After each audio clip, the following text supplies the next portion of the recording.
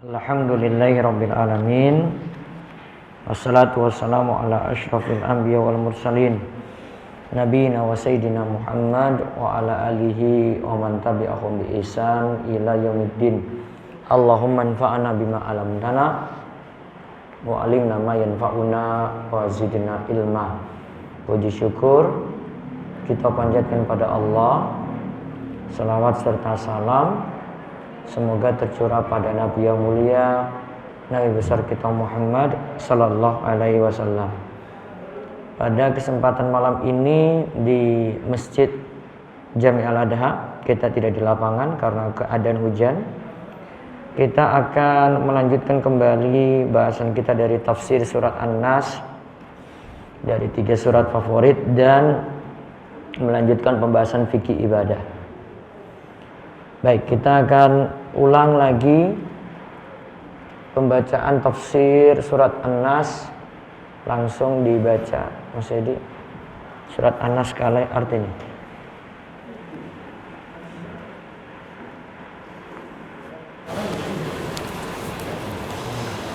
A'udzu billahi minasy syaithanir rajim. Bismillahirrahmanirrahim. Qul a'udzu birabbin nas, malikin nas, ilahin nas, min syarril waswasil khannas, alladzi yuwaswisu fi sudurin nas, minal jinnati wan nas. Katakanlah, aku berlindung kepada Rabb yang memelihara dan menguasai manusia, Raja manusia, sembahan manusia, dari kejahatan bisikan setan yang biasa bersembunyi, yang membisikkan kejahatan ke dalam dada manusia dari golongan jin dan manusia. Baik, kita lihat tadi pembacaan surat An-Nas masih sangkut pautnya dengan godaan setan. Kita sudah bahas sampai poin ke-15, agar tidak diganggu setan. Terakhir, agar tidak diganggu setan adalah melakukan sujud tilawah ketika membaca ayat sajadah. Kemudian di poin ke-15, kalau dalam keadaan melakukan kesalahan dalam sholat, ada kelupaan atau kekurangan atau kelebihan, maka nanti melakukan sujud sahwi.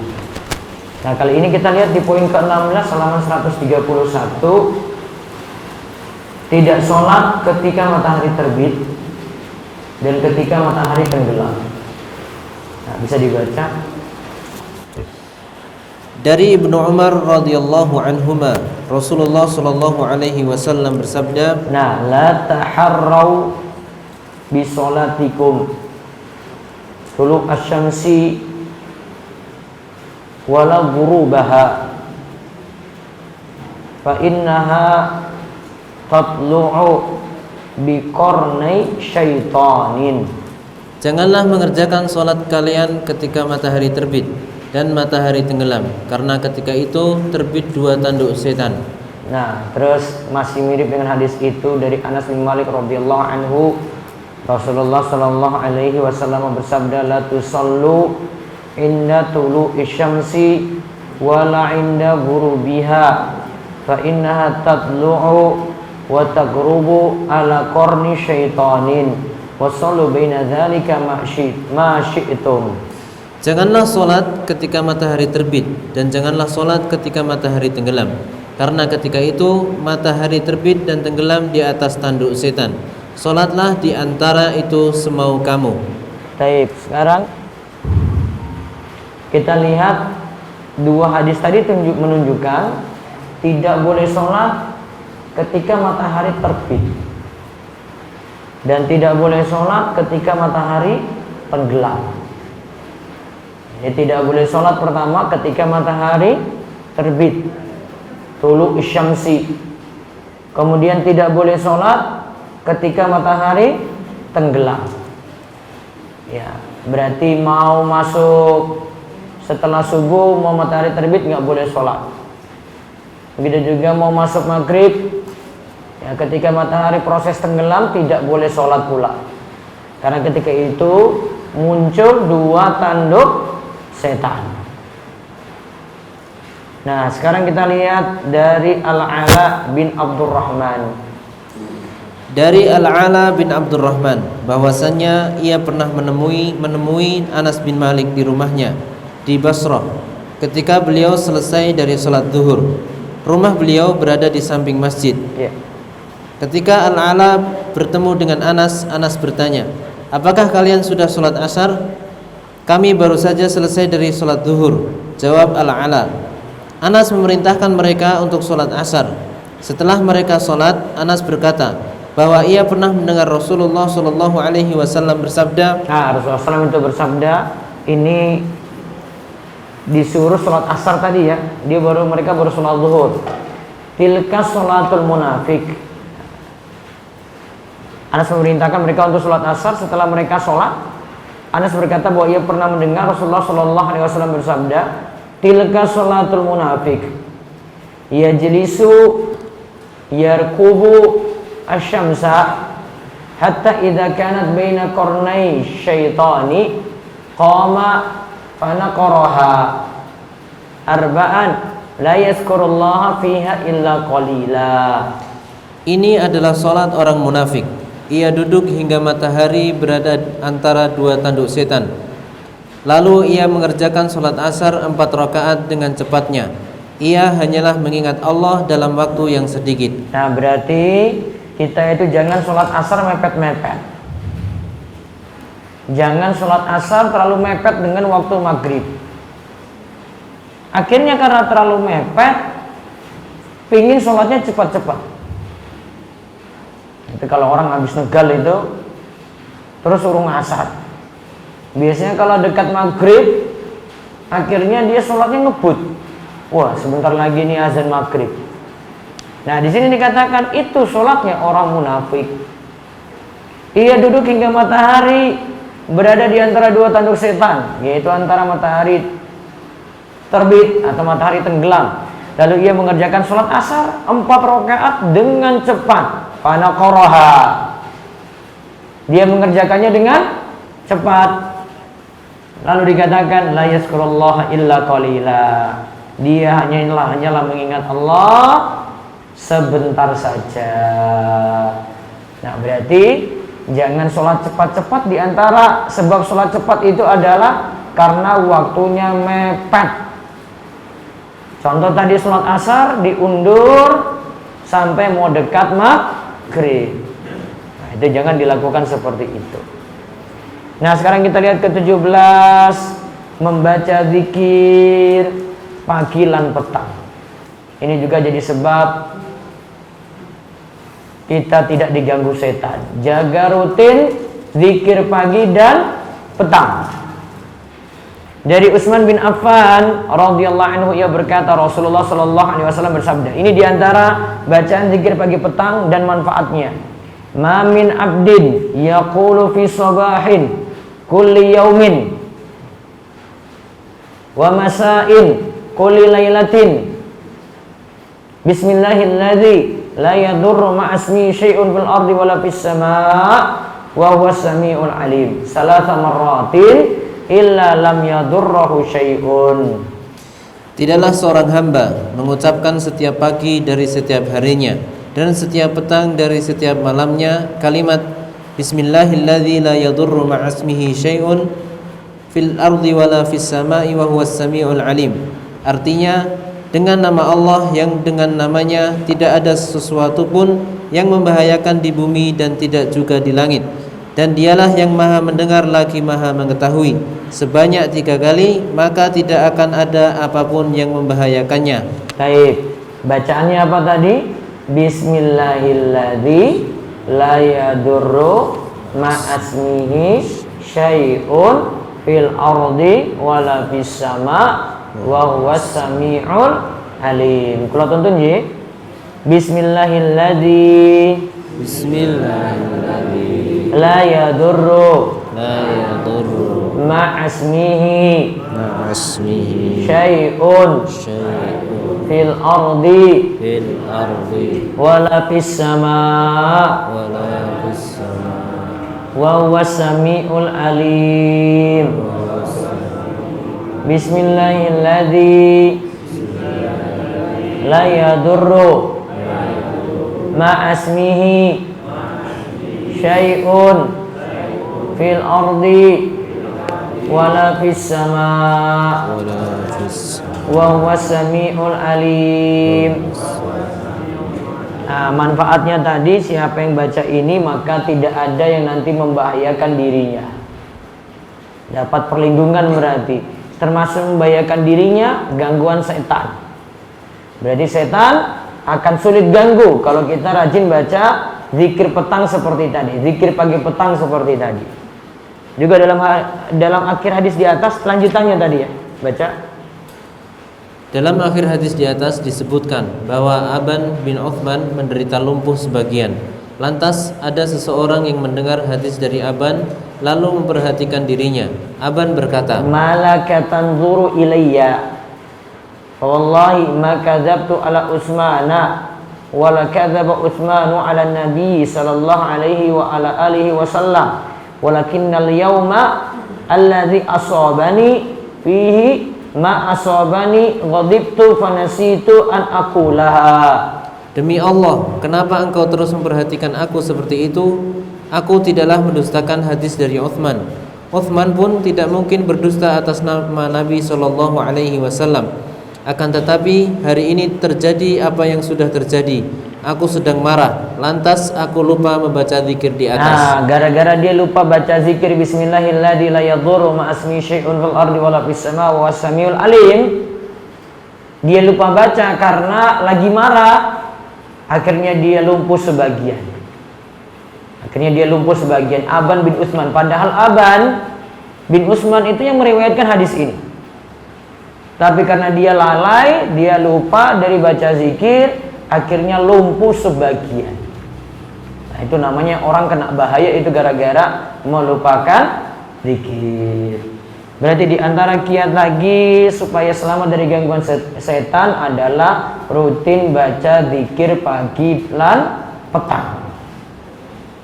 Terus ke-18 membaca surat Al-Ikhlas, Al-Falaq dan surat An-Nas. Terus dibaca lagi. Ada yang dibaca setiap pagi dan petang seperti hadis berikut ini.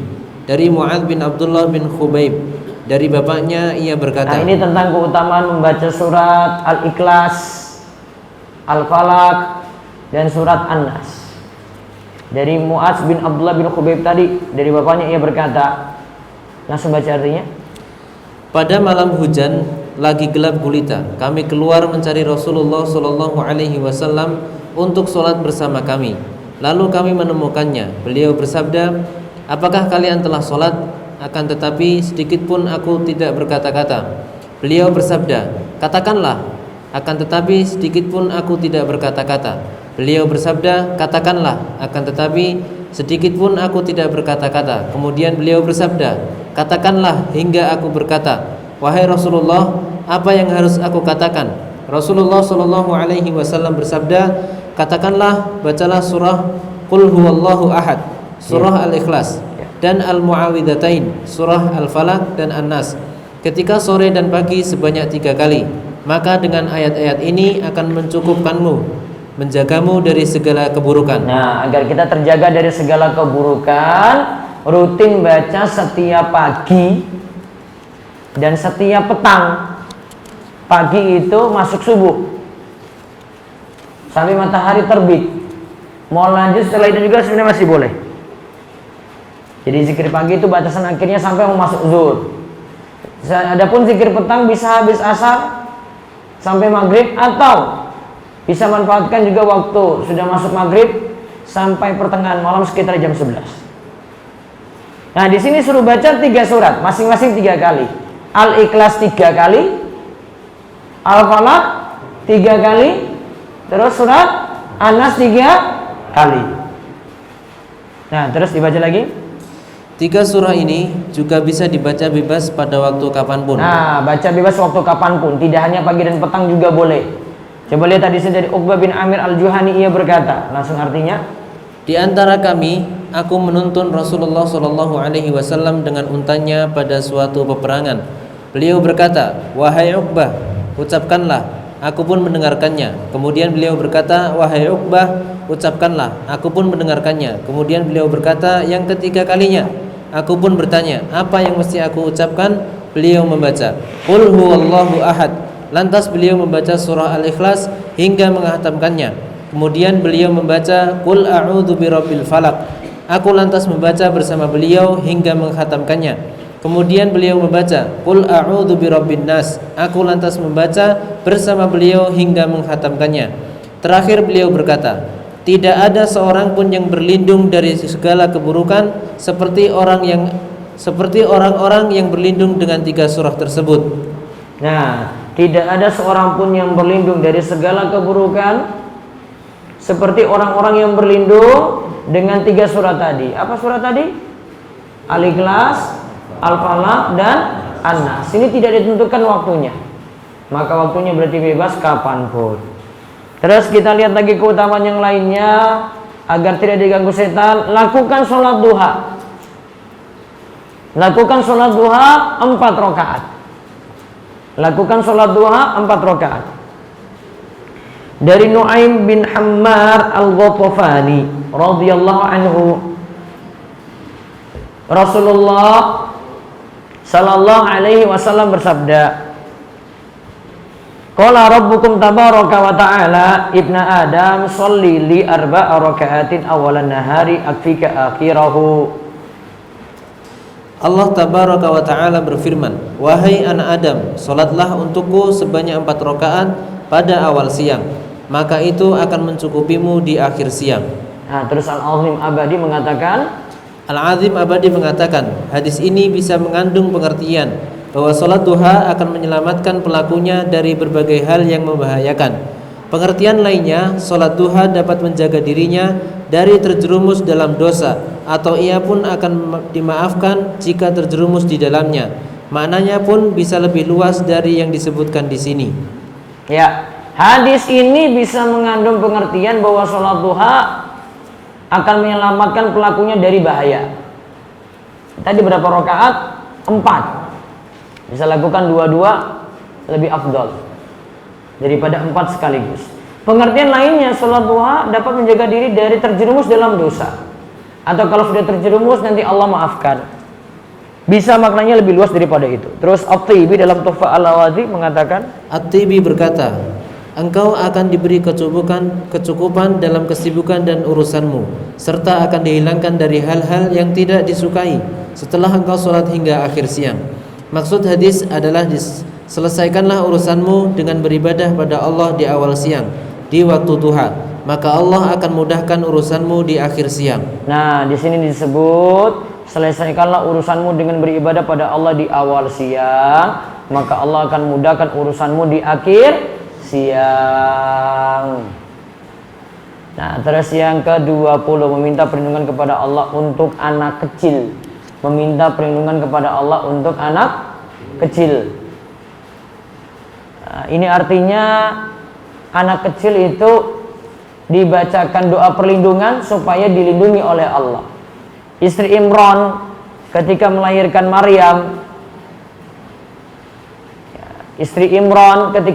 Maryam, ia berkata sebagaimana disebutkan dalam ayat, wa inni u'idzuha bika wa dzurriyyataha minasyaitonir rajim. Dibaca. Dan aku mohon perlindungan untuknya serta anak-anak keturunannya kepada pemeliharaan engkau daripada setan yang terkutuk. Nah, di sini supaya terlindung dari setan yang terkutuk. Rajim itu artinya jauh dari rahmat Allah. Terkutuk itu artinya jauh dari rahmat Allah. Sekarang kita lihat dari Ibnu Abbas. Dari Ibnu Abbas radhiyallahu anhuma, ia berkata, Nabi sallallahu alaihi wasallam meminta perlindungan untuk Al Hasan dan Al Husain dengan berkata, sesungguhnya bapak nenek moyang kalian berdua biasa meminta perlindungan pada Ismail dan Ishak dengan bacaan A'udzu bikalimatillahi tammati min kulli syaitanin wa hammatin wa min kulli ainin lammatin. Aku berlindung dengan kalimat-kalimat Allah yang telah sempurna dari godaan setan, binatang beracun, dan dari pengaruh ain yang buruk. Nah, ini doa dibaca untuk lindungi anak supaya tidak dapat gangguan. A'udzu bikalimatillahi tammati min kulli syaitanin wa hammatin wa min kulli ainin lammatin. Coba saya tuntun ya, semua ikuti. A'udzu bikalimatillahi tammati bikalimatillahi tammati min kulli syaitanin wa hammatin wa min kulli ainin lammatin. Nah, terus dari Jabir bin Abdullah radhiyallahu anhu ia berkata bahwa Rasulullah sallallahu alaihi wasallam bersabda, "Idza kana junuhul laili aw amsaytum fakuffu sibyanakum fa inna syayatina tantashidu hina idin fa idza dhahaba sa'atun minal laili fahulluhum wa ughliqul abwaba wadhkuru ismallahi fa inna syaitana la yaftahu baban mughlaqan." Apabila datang gelap malam sore hari, maka halangilah anak-anakmu dari keluar rumah, karena setan ketika itu berkeliaran. Jika telah berlalu sesaat dari waktu malam, waktu isya, maka lepaskanlah mereka lagi. Hendaklah kalian menutup pintu dan berzikir kepada Allah, karena sesungguhnya setan tidak dapat membuka pintu yang tertutup. Nah, di sini apabila datang malam, yaitu mau masuk maghrib, anak-anak jangan suruh keluar dulu, ya. Gitu. Nanti kalau dengan orang tuanya misalnya mau sholat maghrib, nah ketika waktu isya sudah malam, nah bisa ketika itu mereka berkeliaran. Nah, tapi di sini disuruh kalau matahari itu mau tenggelam atau mau masuk maghrib, pintu ditutup dan berzikirlah kepada Allah, karena setan tidak dapat membuka pintu yang tertutup dengan menyebut nama Allah tadi. Jadi kalau tutup pintu baca bismillah, maka setan tidak akan masuk ke dalam rumah lagi. Kesimpulannya, agar tidak diganggu setan, anak-anak itu dibacain doa perlindungan seperti tadi. A'udzu bikalimatillahi tammati min kulli syaitanin wa hammatin wa min kulli ainin lammatin. Wallahu a'lam bishawab. Sekarang kita lihat sedikit tentang pembahasan fikih. Kemarin kita bahas pembatal wudhu ada 4. Terus hal-hal yang dilarang bagi orang yang batal wudhunya. Orang yang batal wudhu dilarang 4 hal. Pertama, sholat. Orang yang batal wudhu tidak boleh sholat. Kemudian yang kedua, tawaf. Terus yang ketiga, masul mushaf, menyentuh mushaf Al-Quran. Karena Nabi SAW katakan, la yamussul Quran illa tahir. Tidak boleh menyentuh Al-Quran kecuali orang yang suci. Kemudian yang keempat, membawa mushaf. Misalnya ini Al-Quran, nah bawanya nggak boleh, kecuali bawanya dengan barang lain. Ini mushaf bawanya, ini mushaf misalnya, ini bawanya dengan barang lain, tumpukan buku, Al-Qurannya ditaruh di atas, terus dibawa, baru dibolehkan. Berarti orang yang batal wudhu tidak boleh berapa hal tadi? 4. Pertama, sholat. Yang kedua, tawaf. Yang ketiga, menyentuh mushaf. Yang keempat, membawa mushaf.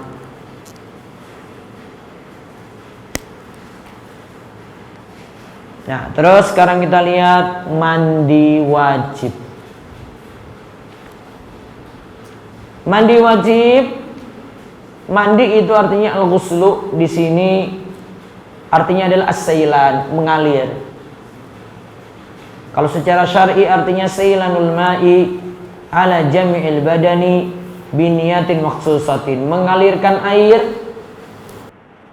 pada seluruh badan dengan niat tertentu.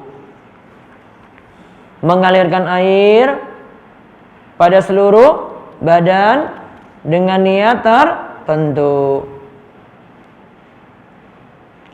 Nah, sekarang kita lihat sebab mandi wajib. Mujibatul ghusli, yaitu hal-hal yang menyebabkan mandi wajib.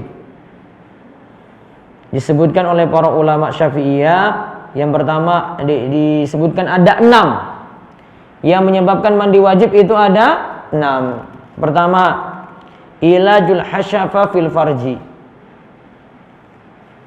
Masuknya hasyafa, puncak zakar pada al-farji, yaitu bertemunya 2 kemaluan.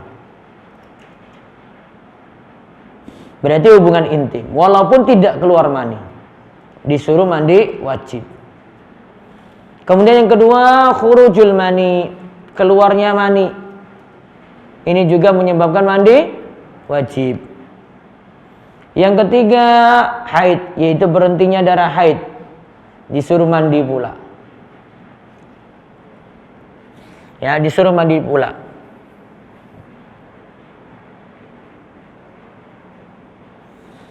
Nah, karena di dalam ayat disebutkan yaitu Al-Baqarah ayat 222, jika wanita itu suci, fa iza tatahharna, jika mereka itu sudah mandi, fa'tuhunna min haitsu amarakumullah, maka datangi mereka sesuai dengan apa yang Allah perintahkan. Berarti tunggu wanita itu mandi dulu. Kemudian yang keempat, nifas. Nifas sama dengan haid, diperintahkan juga mandi wajib. 40 hari darah nifas itu ada, terus sudah berhenti, maka setelah itu diperintahkan untuk mandi wajib. Terus yang kelima, al-wilada, melahirkan. Melahirkan di sini menyebabkan mandi wajib. Adapun kalau melahirkannya nyambung dengan darah nifas, berarti tunggu nifas dulu selesai, baru kemudian diperintahkan untuk mandi besar. Kemudian yang keenam, al-maut, kematian. Berarti sebab mandi wajib ada berapa? 6. Yang pertama, ilajul hasyafa fil farji, bertemunya 2 kemaluan. Yang kedua, khurujul mani, keluar mani, yaitu mani yang keluar pertama. Sedangkan mani yang keluar, kalau ada sisa setelah mandi, kok ada sisa, maka cukup diperintahkan berwudu, tidak sampai mandi. Dan mani yang dimasuk di sini adalah cairannya putih, lengket, kemudian kental, keluar dengan tadafuk. Tadafuk itu keluar duf'atan ba'da duf'atin, yaitu curahan demi curahan. Nah, baru nanti di situ ada disebut mani. Kalau keluarnya mengalir itu namanya kencing. Tapi kalau keluarnya duf'atan ba'da duf'atin itu namanya mani yang keluar. Baru yang ketiga haid, yang keempat nifas. Nifas itu darah setelah melahirkan. Kalau sebelum melahirkan keluar darah, maka itu bukan darah nifas, namun darah istihadhah. Tetap disuruh sholat. Yang kelima itu melahirkan. Kemudian yang keenam, kematian. Berarti sebab mandi wajib ada berapa? 6. 1, bertemunya 2 kemaluan. 2, keluar mani. 3, haid. 4, nifas. 5, melahirkan. 6, kematian. Nah, sekarang tata cara mandinya. Disebutkan furudul ghusli, fardu mandi. Fardu mandi itu ada 2.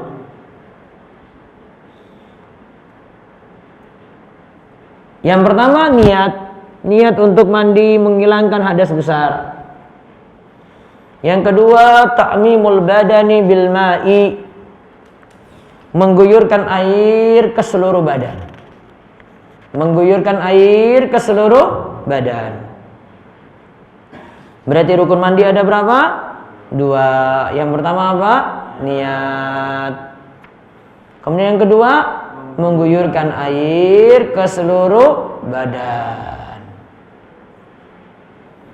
Adapun sunnah mandi ini ada banyak, namun diantaranya yang disebut oleh para ulama Syafi'iyah ada 7. Yang pertama, mandinya sambil al-qiyam, sambil berdiri. Lebih afdol daripada duduk. Mandinya sambil apa? Berdiri, karena pasti airnya jatuh dari atas ke bawah. Kemudian yang kedua, kata ulama Syafi'iyah, wastiqbalul kiblah, menghadap kiblat. Kemudian yang ketiga, at-tasmiyah, baca bismillah. Lebih sempurna bismillahirrahmanirrahim. Yang keempat, ta'ahud al-ma'atif, memperhatikan bagian-bagian lipatan. Lipatan itu yang ketiak, ya, ini siku, itu lipatan. Yang lekukan di lutut, ini belakang lutut, paha, gitu ya. Itu lipatan. Bagian-bagian lipatan itu diperhatikan. Diperhatikan untuk dicuci. Itu yang keempat. Yang kelima, ad-dalku. Ad-dalku itu menggosok-gosok. Jadi digosok-gosok. Namun ingat ya, kalau mandi besar di sini tidak dengan menggunakan air campur sabun dulu. Cukup air saja. Karena kita lagi bahas mandi wajib. Maka di sini tetap gunakan air saja, belum campur sabun. Ad-dalku digosok-gosok dengan air tadi. Terus yang keenam, at-taslis. At-taslis itu mencuci 3 kali.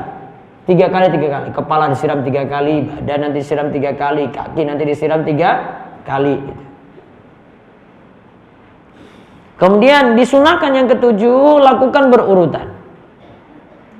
Lakukan apa? Berurutan. Urutannya itu, kalau di sini kata ulama Syafi'iyah, cuci tangan dulu, cuci kemaluan dan sekitarnya, baru kemudian lanjutkan. Tangannya berarti kotor tadi, dicuci lagi, lalu kumur-kumur. Tapi yang di sini maksudnya adalah masukkan air ke hidung, memasukkan air ke mulut, menghirup air ke hidung, kemudian berwudu. Setelah berwudu, cuci lipatan-lipatan tadi, kemudian menyiram air dari kepala sampai seluruh tubuh, kemudian dahulukan yang kanan, kemudian bagian belakang yang kanan, ini bagian depan yang kanan, kemudian bagian belakang yang kanan, kemudian cuci yang bagian kiri, kemudian bagian belakang yang kiri. Jadi urutannya seperti itu. Berarti di sini urutannya cuci tangan, cuci kemaluan, terus berwudu. Habis berwudu, nah cuci bagian lipatan.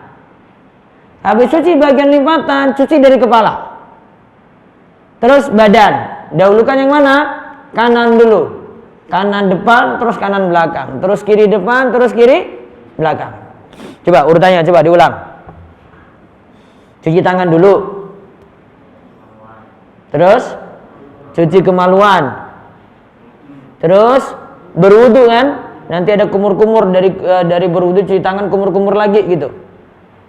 Masukkan air ke hidung, masukkan air ke mulut, masukkan air ke hidung, sampai nanti cuci kaki, Ji.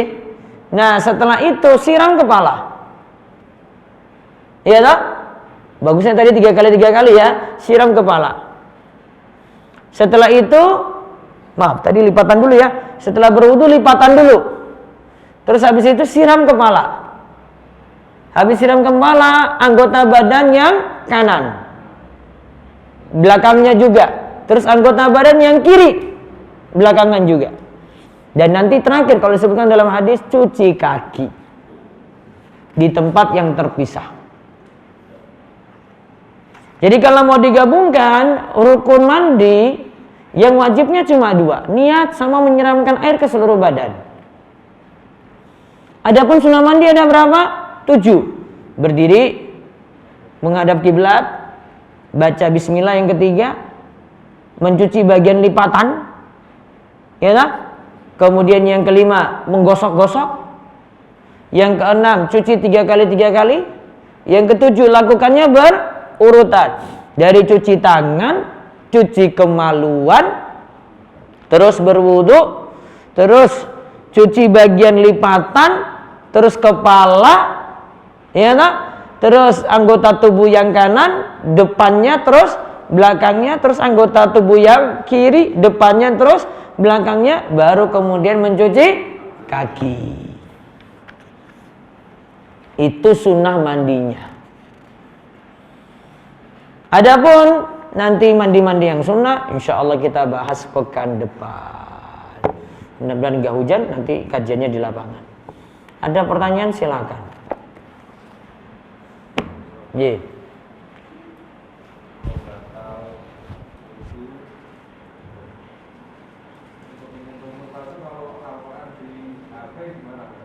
Kalau Al-Quran di HP, Al-Qurannya tidak dinyalain, berarti tidak masalah HP-nya disentuh.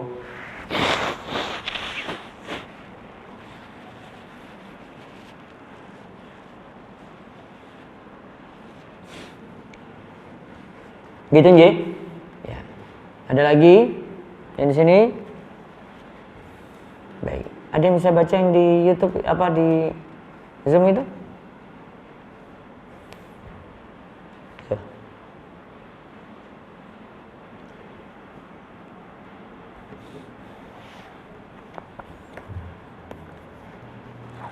Assalamualaikum warahmatullahi wabarakatuh, Ustaz. Waalaikumsalam warahmatullahi Semoga wabarakatuh. Ustaz selalu berada dalam lindungan Allah Subhanahu wa taala.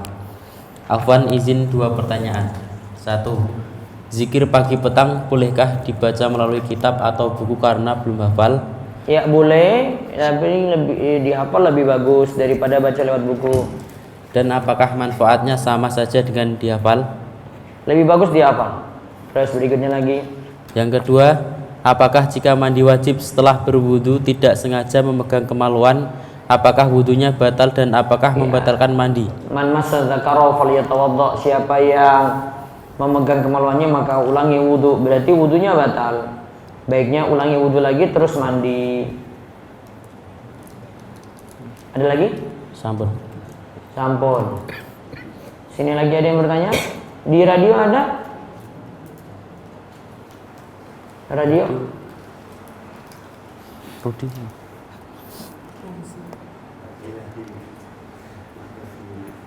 Rudin. Coba cek.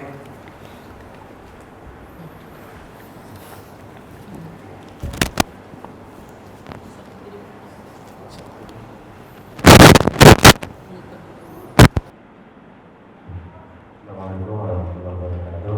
Waalaikumsalam warahmatullahi wabarakatuh. Pertanyaan yang pertama, pada berzikir untuk menenangkan si kecil ataupun anak kecil, Ya dah. itu ketika kita dimintai tolong, kemudian kepasang saya pikir membacakan doa ta'awudz, kemudian Kul huwallahu ahad, kul a'udzu birabbil falaq dan An-Nas. Kok kepasang pada saat itu berhenti nangisnya. Kemudian saking senengnya orang tua yang membawa tadi anak tersebut ngupain saya, memberi upah saya berupa ya gula sama teh seperti itu. Itu bagaimana? Disyukuri alhamdulillah, dimanfaat kemawon. Itu yang terjadi seperti itu, tapi ya akhirnya sampai orang digigit ular, ya, sampai orang digigit ular pun larinya ke saya. Itu dulu Pak, sekarang kan. Oh, berarti saya ilmu sakti ini buatan wonten berarti. Ya. Dan yang kedua, Di. ketika kita sudah masuk sholat maghrib, namun belum sholat asar. Ini bukan saya. Ini bukan saya. Kodok. Ya. Salatnya di kodok. Sudah keluar waktu. Itu tetap ketika sudah masuk sholat maghrib, tentunya sholat asar dulu kan. Iya, asar dulu terus maghrib. Ya. Itu bukan saya yang jelas. Di. Kemudian yang selanjutnya yang terakhir pertanyaan dari kami, jika seseorang niat ngaji, niat itu hanya berhenti di niat, mungkin karena ego, atau istilahnya ilmu saya itu nggak mau direndahkan dari ilmu yang lain. Hal seperti itu seandainya saya ditanya orang yang seperti itu tadi, itu bagaimana saya jawab? Nah, ini banyak sekali terkait dengan yang jelas kegiatan ustaz itu saja ya, kegiatan ustaz. Tapi secara langsung haji itu kan sama saja. Yang terpenting adalah niatnya. Nah ini sambung dengan pertanyaan yang cepat tadi. Bagaimana seandainya orang itu niat kemudian tidak berangkat karena takut kehilangan kehilangan derajat. Itu kan. Berarti ya nanti kalau tidak belajar, kalau itu ilmu yang wajib ya berdosa. Terus saya jawabnya itu lebih baik seperti apa? Ya, belajar bisa dia berangkat hadiri majelis atau mungkin dengar radio kalau dekat dengan DS. Terima kasih. Yang lain, Assalamualaikum Waalaikumsalam warahmatullahi wabarakatuh. Nah, coba yang di Zoom itu.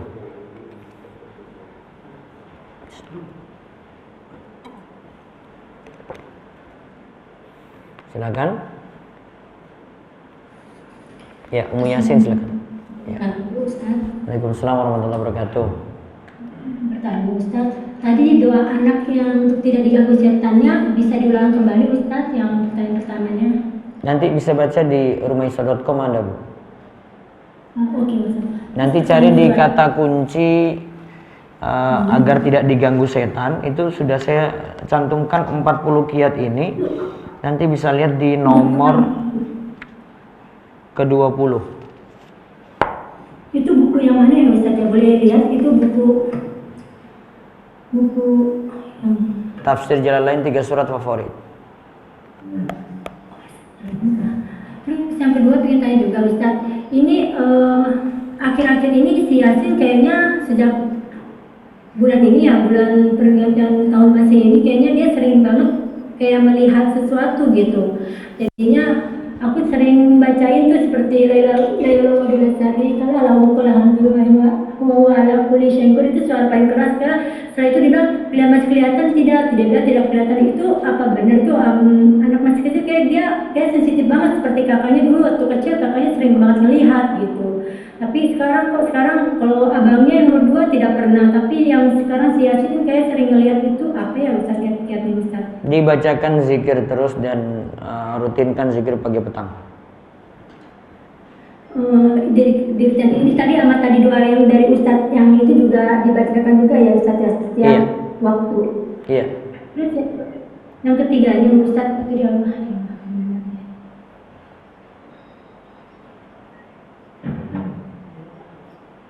udah dulu deh Ustaz. Jazakallahu Ustaz. Bye Yasin. Terus berikutnya. Bismillahirrahmanirrahim. Assalamualaikum warahmatullahi wabarakatuh Ustaz. Waalaikumsalam warahmatullahi wabarakatuh. Akhwan izin bertanya mengenai darah haid. Ya. Bila tertinggal atau berbekas di spray di alas tidur gitu, Ya. apakah itu menjadi najis apabila suami tidur di situ lalu pakaiannya terkena darah yang sudah kering itu, apakah beliau boleh sholat dengan pakaian itu atau bagaimana ya? Dalam keadaan misalnya kain itu tidak langsung dicuci gitu, kain spraynya. Jazakallahu khairan katsiran. Asalnya darah haid itu najis, Bu. Terus kalau sesuatu yang kena darah haid berarti mutanajis. Terus yang mutanajis kena yang lainnya lagi, yang lainnya jadi mutanajis lagi kalau kelihatan, Bu. Kalau tidak kelihatan berarti nanti najisnya najis hukmi. Najis hukmi, cara pembersihannya bentuknya hilang. Kalau memang sudah tidak kelihatan, maka cukup genangkan air, alirkan air pada yang kena najis tadi, maka dianggap benda tersebut jadi suci. Tapi untuk bayinya tidak mudah-mudah segera saya lepas saja dan saya cuci kalau begitu ya? Iya, lebih aman itu. Atau ya, karena kalau pada saat malam kan tentu tidak tahu, jadi pakaian pagi hari suami harus segera dicuci karena berganti dengan pakaian yang lain untuk sholat subuh di sana ya. Iya, betul. Nah, jazakallahu khairan katsiran Ustaz. Wa iyyakum. Barakallahu fi umrik. Iyyakum. Baik, cukup. Bapak ada yang nanya lagi? Cukup. Baik, kita ketemu nanti pekan depan, mudah-mudahan tidak hujan dan kajiannya bisa di lapangan. Dan momen untuk Jumat sampai Ahad ada daurah jam 8 mulainya besok. Silakan datang jam 7, selesai jam 3 sore. Dari Jumat, Sabtu dan Ahad dimulai dari jam 5 pagi. Ahadnya jam 5 pagi sampai jam 2 sore untuk hari Ahadnya. Nah, demikian, mudah-mudahan terus semangat dan istiqomah dan Allah memberikan kita semuanya tambahan ilmu yang manfaat. Kita tutup dengan doa kafaratul majlis. Subhanakallahumma bihamdika asyhadu an la ilaha illa anta astaghfiruka wa atubu ilaik. Assalamualaikum warahmatullahi wabarakatuh.